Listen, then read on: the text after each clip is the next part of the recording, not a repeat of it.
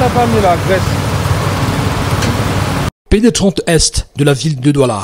À quand la fin des travaux? Ça va bientôt faire 10 ans, après les casses et déguerpissements visant à élargir la route, que les populations patientent.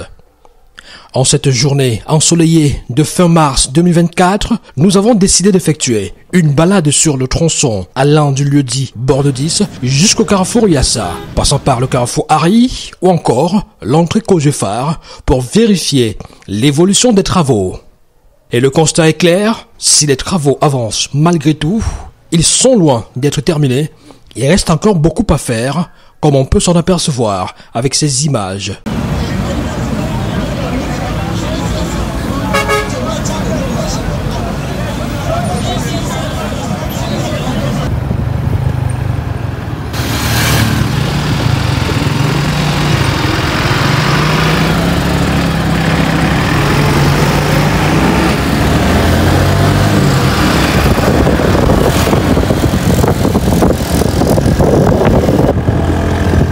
Nous sommes encore en chantier. Nous sommes en train de voir ce qu'ils vont faire.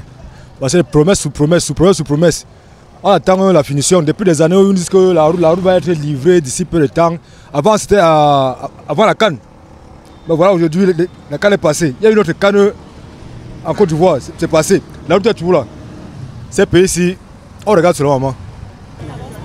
Mes impressions sur l'état de la route de la pénétrance Est Douala-Yaoundé, c'est que les travaux vont à pas lent et je pense que c'est déjà la 3e société de travaux publics qui est sur cet axe routier et je pense que c'est pas bien et j'exhorte au gouvernement camerounais de faire quelque chose parce que comme vous voyez, on a creusé partout, les Camerounais se blessent là tous les jours, les Camerounais meurent là tous les jours. Si vraiment on peut faire quelque chose, que ça va un peu rapidement, ça nous fera plaisir. Pour rappel, c'est au mois de février 2023 que les travaux sur cet axe avaient repris après quasiment 3 ans d'arrêt dû à de nombreuses contingences. Rendu au mois de mars 2024, il nous a été révélé qu'à ce jour, l'avancement physique des travaux se situe à 50,5%, insuffisant pour un chantier censé être livré avant la Coupe d'Afrique des Nations organisée par le Cameroun. De quoi empirer davantage les souffrances, que dis-je, le calvaire des populations. Les conséquences sont multiples. Il y a la poussière, les embouteillages, même proprement dit. Et vous savez que bon, avec le temps dure ici, les camions sont très très nerveux. Moi, des gestes là, quand une moto bien une voiture gêne l'autre, c'est la bagarre. Parce que bon, les Camerounais dans la tête ne sont pas stables. Donc il y a trop de conséquences. Bon, c'est un peu ce que nous vivons du jour au lendemain ici. Bon, j'ai dit ici au Kangari. Bon, c'est parce que d'autres gens en vivent ailleurs. Donc ici là, il y a la poussière, il y a les embouteillages, surtout les embouteillages. Bon, il y a aussi un peu de trop de nervosité. Même comme on est très nerveux maintenant, hein. Moi, une chose, il faut aller sur le coup de poing. Les inconvénients, c'est les accidents tous les jours. Il y a trop d'accidents à l'axe sur cette pénétrance. Les conséquences sautent du coup à l'œil, comme j'ai dit tantôt. Les premières conséquences, c'est les embouteillages. Les embouteillages tout le long des journées et des nuits. La poussière, même loin de la poussière, la plus grande conséquence, c'est les accidents sur la route tous les jours. Parce que la chaussée se retrouve tellement rétrécie, la circulation devient compliquée. C'est principalement là où l'embouteillage est vraiment accentué par de Trades Bonne 10 jusqu'au carrefour Harry. Parfois après le carrefour Harry jusqu'à Casa. C'est un peu ça. Puis la conséquence se trouve d'abord dans le rendement. Parfois on fait 2 heures de temps sur le tronçon, on pouvait seulement faire 10 minutes. Et en fin de soirée, on n'a pas fait la recette qu'on devrait faire. Oui. Et aussi, parfois, on regarde seulement là où il y a les passagers qui regardent seulement les tracasseries. Ils préfèrent ne plus emprunter le taxi. Ils empruntent la moto ou bien ils renoncent même à partir où ils partaient. Et ça baisse le chiffre qu'on pouvait avoir en fin de soirée. La lenteur des travaux, où se sont déjà succédé plusieurs entreprises chargées de son exécution, est légendaire. Après plusieurs années, l'une des grosses difficultés posées par cette situation réside, selon certains usagers, dans le choix de travailler sur toute la largeur de la route et pas partiellement pour faciliter, par exemple, la circulation des véhicules. Pour faire les travaux sur les grandes axes comme ça, les techniciens commencent d'abord par travailler un côté de la route. Ils travaillent un côté au fur et à mesure qu'ils libèrent l'autre côté. Ils libèrent un côté pour permettre la circulation d'avancer et ils partent prendre l'autre côté. Or, parfois on se trouve bloqué dans les embouteillages 1 heure, 2 heures de temps parce que la route ne passe pas. Quand vous regardez l'état de chaussée, la chaussée, l'axe central, une axe nationale qui n'atteint plus 3 mètres. Vous-même, c'est difficile pour deux camions semi de se déplacer. Ce n'est plus facile. Du coup, vous voyez que je ne sais pas, le plan d'élaboration des travaux n'a pas été bien négocié. Donc, pour moi, ce que je peux proposer, à mon humble avis, c'est que l'ingénieur en place devait réfléchir comment faire pour accélérer les travaux d'un côté et laisser l'autre côté pour la circulation.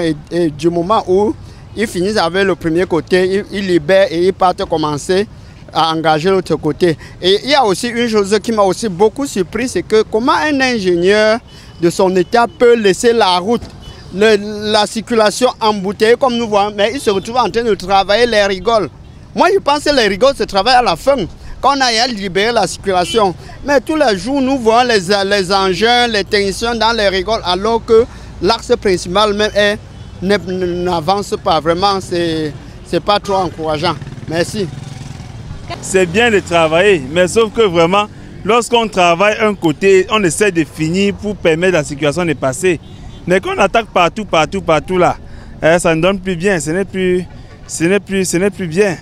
Si on pouvait travailler, finir même un côté, avant d'attaquer l'autre partie, ça devait rendre la circulation, puis on n'allait pas souffrir du fait que la route, on a été construit la route. On constate que le travail ça n'avance pas, c'est tout là, il creuse à gauche, il creuse à droite, il crée des embouteillages partout, par-ci, par-là.